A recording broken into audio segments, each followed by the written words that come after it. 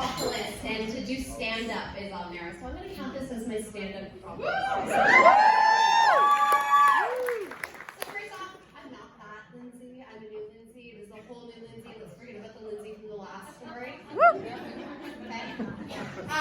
And first, I'll start off by saying, I've gone on, I have really bad luck dating. I have really bad luck dating. And it's not that I'm dating bad guys. It's not that I'm on bad dates. I'm known to be, have epic fails when I put myself out there. When I do something bold or I do something big, I have epic fails. For example, I once had my girlfriend pump me up at a bar and, give my number to a bartender, and I gave him my wrong cell phone number. Things I set myself up for. So this is one of those stories, and I'm excited not to just laugh at myself for it. I have a whole audience to laugh along with me. So for this story, I had just taken on a new job. I had been 1 week into a new job. I'm a government employee. I work with elected officials, both at the municipal and the provincial level. So it's something I always have to keep in mind a little bit when I am dating. Make sure that I'm a little bit composed, don't find myself in the media, say anything bad. So this is one of those stories. So I've been in this job for just a week, and my work is sending me up to a new city I'd never been to before in northern BC to do a council meeting. And I'm not familiar with this city. I'm not totally prepared being a week into this job, so I'm definitely nervous. I know I gotta put my Superman pose on, stand up, be confident, and get ready for this council presentation. So I land in this new city, and I'm gonna be here for the next 5 days, and I'm by myself. And I thought, it'd be really nice to just meet somebody and go on a date and get to know the city, get to know the community a little bit better. So that's exactly what I did, is I went to Tinder. And for any of you who have never been to northern BC, or any of you who have been to northern BC or are from there, I don't want to offend you, but it is slim pickings. There's hot shit out there. So I went on Tinder. There's a lot of balding, toothless, sorry Ira men.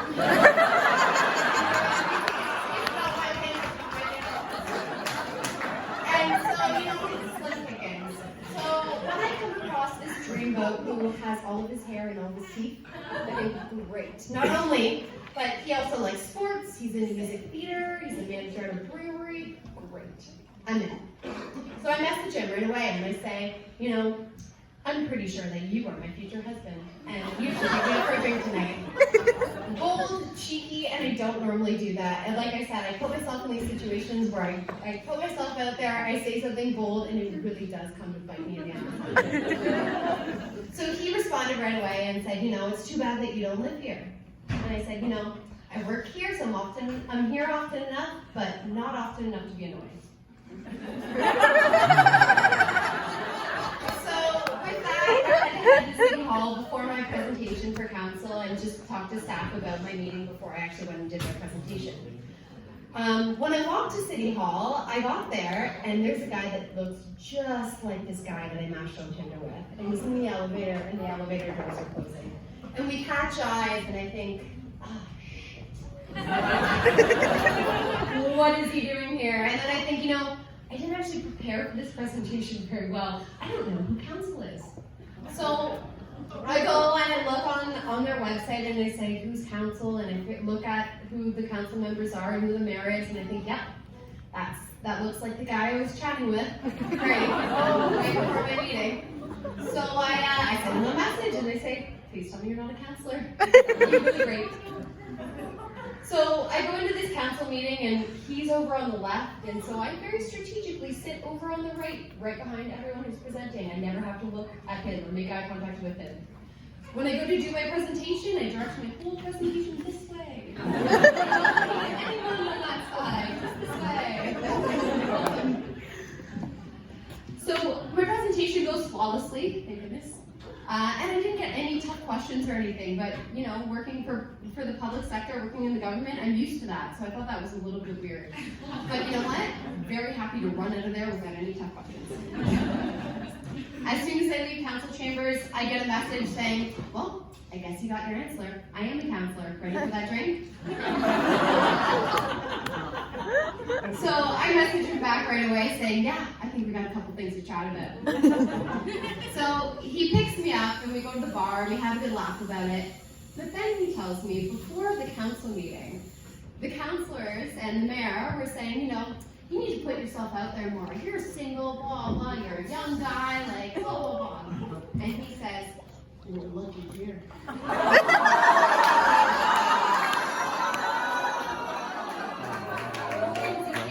the province thinks I'm marriage material. So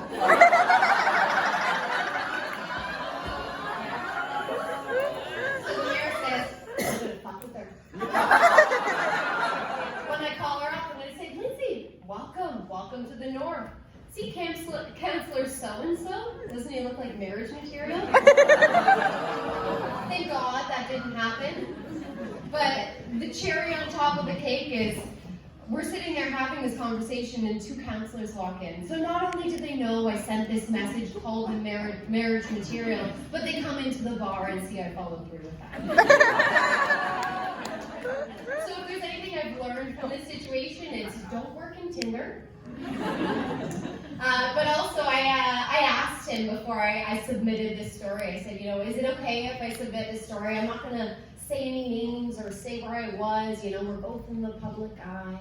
And he goes, no, you can say where I was, say my name. Of course he's still single.